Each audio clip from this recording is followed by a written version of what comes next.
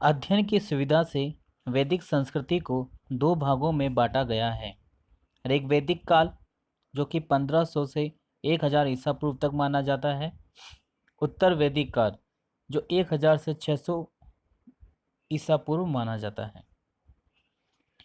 सिंधु सभ्यता के विपरीत वैदिक सभ्यता ग्रामीण थी। आर्यों का प्रारंभिक जीवन पशुचारण पर आधारित था। कृषि उनके लिए प्रमुख कार्य नहीं था। 1400 ईसा पूर्व के बोगज कोई एशिया माइनर के अभिलेख में ऋग्वैदिक काल के देवताओं में इंद्र, वरुण, मित्र, नासत्य का उल्लेख मिलता है। वैदिक संस्कृति आर्य ईरान से होकर भारत में आए होंगे। ऋग्वेद की अनेक बातें ईरानी भाषा के ग्रंथ अवेस्ता से मिलती हैं। आर्यों के आरंभिक इतिहास की जानकारी के प्रमुख स्रोत ऋग्वेद है।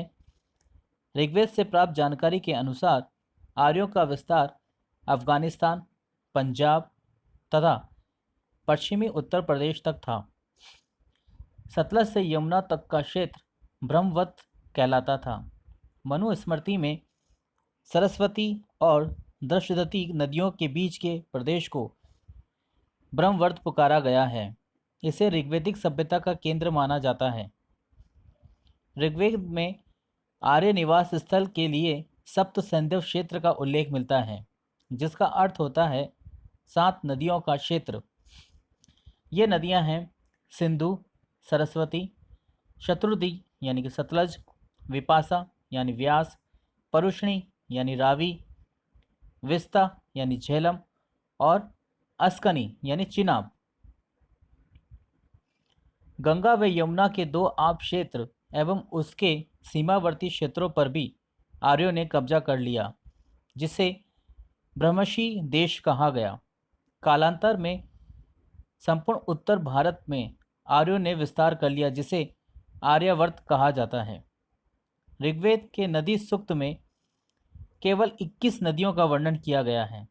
इस काल की सबसे महत्वपूर्ण नदी सिंधु को बताया गया है, जबकि सबसे पवित्र नदी सरस्वती को माना गया है। सरस्वती को ही देवी तमा, माते तमा एवं नदी तमा भी कहा गया है। ऋग्वेद में गंगा नदी का 1 बार, जबकि यमुना नदी का 3 बार उल्लेख किया गया है। ऋग्वेद में हिमालय पर्वत एवं इसकी चोटी मुंजवत का भी उल्लेख किया गया है। ऋग्वेद में वर्णित अधिकांश नदियां गंगा यमुना के पश्चिम क्षेत्र में बहती हैं। ऋग्वैदिक काल में संयुक्त परिवार की प्रथा प्रचलित थी। दादा, नानी, नाती, पोते सभी के लिए एक ही शब्द नप्त का प्रयोग होता था। ऋग्वैदिक समाज पितृसत्तात्मक था, जिसका मुखिया पिता होता था, जिसे कुलुप कहा जाता था। पुत्र ही पैतृक संपत्ति का उत्तराधिकारी होता था।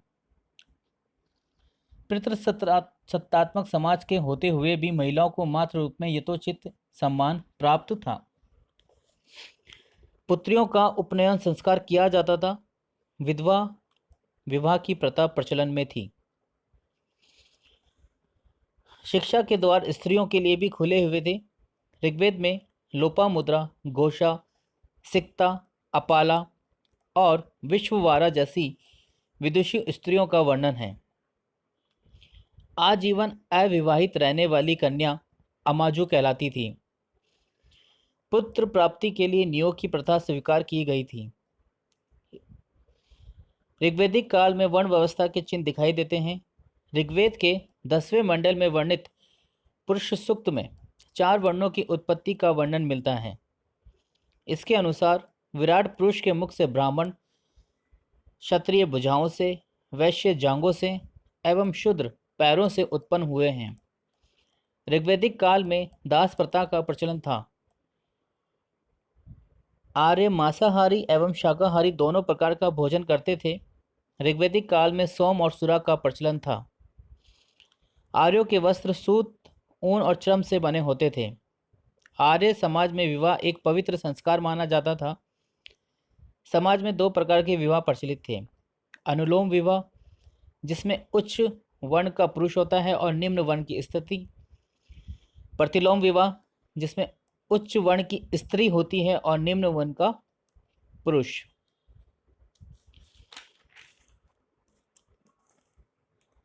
विशेष शब्द का उपयोग ऋग्वेद में वेद के लिए किया जाता था। विशेष अश्विन देवता को कहा गया है।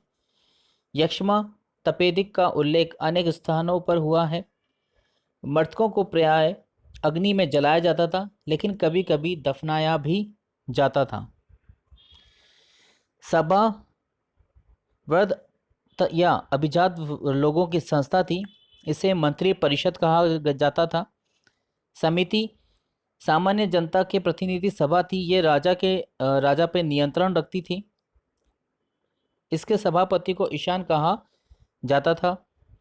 विदत में कालीबाई तत्वों की प्रमुखता थी। बलि एक प्रकार का कर था जो प्रजा द्वारा स्वेच्छा से राजा को दिया जाता था। इसके बदले में राजा प्रजा की सुरक्षा की जिम्मेदारी लेता था। पशुपालन में गाय को पवित्र पशु माना जाता था। गाय विनिमय के साधन के रूप में थी। गाय आर्यों का आर्थिक आधार थी। गाय को अघन्य न मारे जाने योग्य पशु माना गया है। पणी नामक व्यापारी पशुओं की चोरी के लिए कुख्यात थे।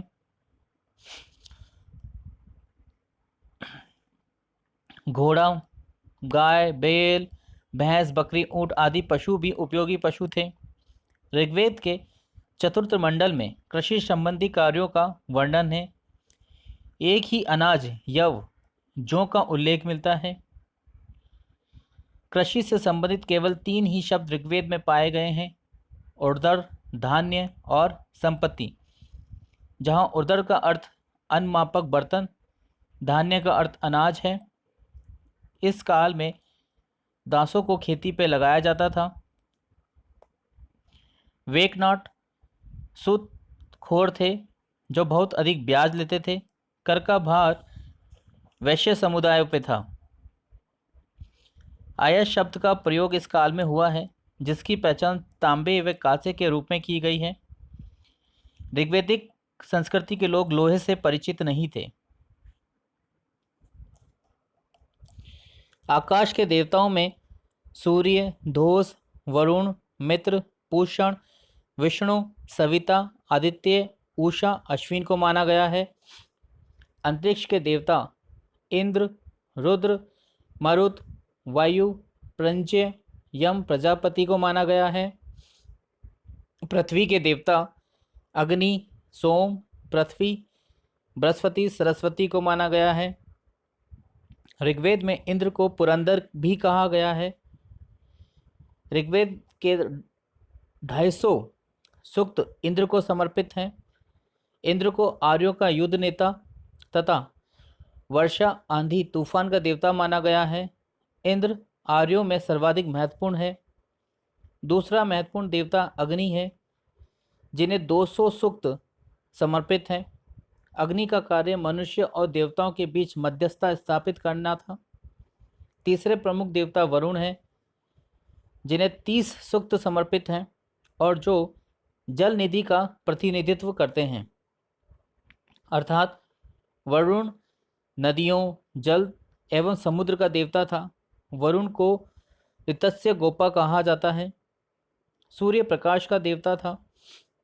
गायत्री मंत्र सविता सवित देवता को समर्पित है। इसका उल्लेख ऋग्वेद के 3 मंडल में है, जिसके रचनाकार विश्वामित्र हैं। सोम को पेय पदार्थ का देवता माना जाता है, जिसका उल्लेख ऋग्वेद के 9वें मंडल में है। धोस को ऋग्वेद कालीन देवताओं में सबसे प्राचीन माना जाता है। सरस्वती नदी की देवी थी, जो बाद में विद्या की देवी हो गई। ऋग्वैदिक काल में मूर्ति पूजा का उल्लेख नहीं मिलता है। पुरुषण संस्कृति काल में पशुओं का देवता, जो उत्तर वैदिक काल में शूद्रों के देवता हो गए। रुद्र अनैतिक आचरण से समृद्ध माने जाते हैं। ये चिकित्सा के संरक्षक थे। हालर ने इन्हें यूनानी देवता अपोलो के समान माना जाता है। रुद्र को कभी कभी शिव और कल्याणकर कहा जाता है। अरण्य ऋग्वैदिक काल में जंगल की देवी थी। उपासना के उद्देश्य भौतिक सुखों की प्राप्ति था। उपासना की विधि प्रार्थना व यज्ञ थी। व्यापार पर पणी लोगों का अधिकार था। व्यापार मुख्यतः वस्तु विनिमय का होता था। ऋग्वैदिक समाज कबीलाई व्यवस्था पर आधारित था। ऋग्वैदिक लोग जनों व कबीलों में विभाजित थे। इनमें 5 कबीले यानी कि कुल थे: अनु, द्रुहु, पुरु, त्रुवस तथा यदु। ऋग्वैदिक काल में राज्य का मूल आधार कुल परिवार था। परिवार का मुखिया कुलुप अथवा गृहपति कहलाता था। कुलों के आधार पर ग्राम का निर्माण होता था, जिसका प्रमुख ग्रामीण होता था। अनेक ग्राम मिलकर विश्व बनाते थे, जिनका प्रधान विश्वपति होता था। विश्व से जन बनता था, जो कबीलाई संगठन था। इसका प्रधान प्रमुख जनपति या राजा होता था। राजा के लिए गोप शब्द का उपयोग हुआ है, जिसका अर्थ है संरक्षक। ऋग्वेद में देश या राष्ट्र के लिए बाराष्ट्र शब्द काम आया है, लेकिन ये प्रमुख सत्ता संपन्न राज्य का सूचक नहीं है। इनका कर्म होगा राजा से विश्वपति, विश्वपति का से ग्रामीणी, ग्रामी से कुलुप। इस प्रकार आर्यों की प्रशासनिक इकाइयाँ 5 हिस्सों में बटी थी: कुल, ग्राम, विश्व, जन और राष्ट्र। राजा ऋग्वैदिक काल में आनुवंशिक हो चुका था। राजा को असीमित अधिकार नहीं थे। समिति द्वारा भी राजा को चुनने का उल्लेख मिलते हैं। इससे स्पष्ट है कि इस काल में राजतंत्रात्मक शासन प्रणाली मौजूद थी और साथ ही गणतंत्र भी प्रचलन में था। राजा का प्रमुख कार्य कर्तव्य कबीले की रक्षा करना था, क्योंकि इस काल में राजा भूमि का स्वामी नहीं बल्कि युद्ध का स्वामी होता था। ऋग्वैदिक काल में 2 प्रमुख संस्थाएं थीं, जिनमें सभा और समिति और विदत प्रमुख थी।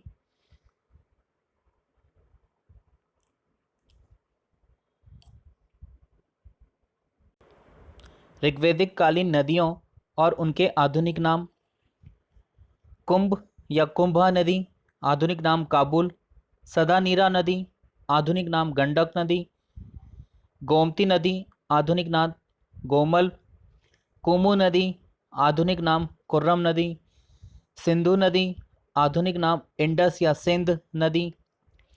परुष्णी नदी का आधुनिक नाम है रावी। शत्रुदी नदी का आधुनिक नाम है सतलज। असिकनी नदी का आधुनिक नाम है चेनाब या चिनाब। विस्ता नदी का आधुनिक नाम है झेलम और विपासा नदी का आधुनिक नाम है व्यास। वैदिक साहित्य: वेद का अर्थ है जानना या ज्ञान। वेदों के संकलनकर्ता कृष्णद्वैपायन वेदव्यास को माना गया है। वेदों को अपरुष्य अर्थात देवकृत भी माना जाता है। ऋग्वेद, सामवेद, यजुर्वेद और अथर्ववेद, इन चारों वेदों को संहिता कहा जाता है। इनमें वेदों के सम्मिलित संग्रह को वेदत्रयी कहा जाता है, जिनमें ऋग्वेद, सामवेद और यजुर्वेद शामिल होते हैं। ऋग्वेद विश्व का प्रथम प्रमाणिक ग्रंथ है। ये देवताओं की स्तुति से संबंधित रचनाओं का संग्रह है। ऋग्वेद 10 मंडलों में विभक्त है। इनमें 2 से 7 तक के मंडल प्राचीन माने जाते हैं। प्रथम एवं 10वें मंडल बाद में जोड़े गए हैं, जो आधुनिक माने जाते हैं। इसमें कुल 1028 सूक्त हैं। इसकी भाषा पद्यात्मक है। ऋग्वेद की अनेक बातें ईरानी भाषा के प्राचीनतम ग्रंथ अवेस्ता में मिलती हैं। प्रसिद्ध वाक्य अस्तो मां सद्गमे ऋग्वेद से लिया गया है। प्रसिद्ध गायत्री मंत्र ऋग्वेद के 3 मंडल में है। ऋग्वेद के 2 से 8वें मंडल की रचना क्रमशः ग्रसमद, विश्वामित्र, वामदेव, अत्रि, भारद्वाज, वशिष्ठ, कणव व अंगिरा ने की है। यजुर्वेद यजुष शब्द का अर्थ है यज्ञ। यजुर्वेद के मंत्रों का उच्चारण अधुर्वेद नामक पुरोहित करता था। इस वेद में अनेक प्रकार के यज्ञों को संपन्न करने की विधियों का उल्लेख है। यह गद्य एवं पद्य दोनों में लिखा गया है। यजुर्वेद के दो मुख्य भाग हैं, कृष्ण यजुर्वेद और शुक्ल यजुर्वेद। इसमें पहली बार राजसूय व वाजपेयी जैसे दो राजकीय समारोह का उल्लेख है। शुक्ल यजुर्वेद को वाजस नई संहिता भी कहा गया है। सामवेद। सामवेद का नाम साम शब्द के अर्थ गान से है। सामवेद में संकलित मंत्रों को देवताओं की स्तुति के समय गाया जाता था। सामवेद में कुल 1875 रचनाएं हैं, जिनमें से 75 के अतिरिक्त शेष ऋग्वेद से ली गई हैं। इन रचनाओं का गान सौम्यज्ञ के समय उर्दगाता करते थे। भारतीय संगीत के विकास में सामवेद का महत्वपूर्ण योगदान है। अथर्ववेद की रचना अथर्वा ऋषि द्वारा की गई है, अतः अथर्वा ऋषि के नाम पे ही इसे अथर्ववेद कहते हैं। इस वेद में कुल 20 मंडल, 731 सूक्त एवं 5839 मंत्र हैं। इस वेद के महत्वपूर्ण विषय हैं ब्रह्म ज्ञान, औषधि प्रयोग, रोग निवारक, तंत्र मंत्र, टोना टोटका आदि। अथर्ववेद को ब्रह्मवेद, वैशेष्यवेद, महिवेद के नाम से भी जाना जाता है। अथर्ववेद आधुनिक वेद माना जाता है। अथर्ववेद को वेद त्रयी में शामिल नहीं किया जाता है। ब्राह्मण ग्रंथ यज्ञों एवं कर्मकांडों के विद्वान एवं इनकी क्रियाओं को भली भांति से समझने के लिए नवीन ब्राह्मण ग्रंथ की रचना हुई है। यज्ञ के विषयों का अच्छी तरह से प्रतिपादन करने वाले ग्रंथ ही ब्राह्मण ग्रंथ कहे गए हैं। ब्राह्मण ग्रंथों में वैदिक संहिताओं की गद्यात्मक व्याख्या है। आरण्यक। आरण्यक में दार्शनिक एवं रहस्यात्मक विषयों जैसे आत्मा, मृत्यु, जीवन आदि का वर्णन है। इन ग्रंथों को आरण्यक इसलिए कहा गया है क्योंकि इन ग्रंथों को आरण्यक अर्थात वन में पढ़ा जाता है। अथर्ववेद का कोई आरण्यक ग्रंथ नहीं है। उपनिषद। उपनिषद का शाब्दिक अर्थ है समीप बैठना, अर्थात ब्रह्म विद्या को प्राप्त करने के लिए गुरु के समीप बैठना। इस प्रकार उपनिषद एक ऐसा रहस्य ज्ञान है जिसे गुरु के सहयोग से ही समझा जा सकता है। उपनिषद वैदिक साहित्य के अंतिम भाग हैं, इसलिए इन्हें वेदांत भी कहा जाता है। इनकी कुल संख्या 108 है। प्रमुख 12 उपनिषद हैं। भारत का प्रसिद्ध राष्ट्रीय आदर्श वाक्य सत्यमेव जयते मंडूक उपनिषद से ही तथा तत्वतमसि नामक दार्शनिक अवधारणा छांदोग्य उपनिषद से ली गई है।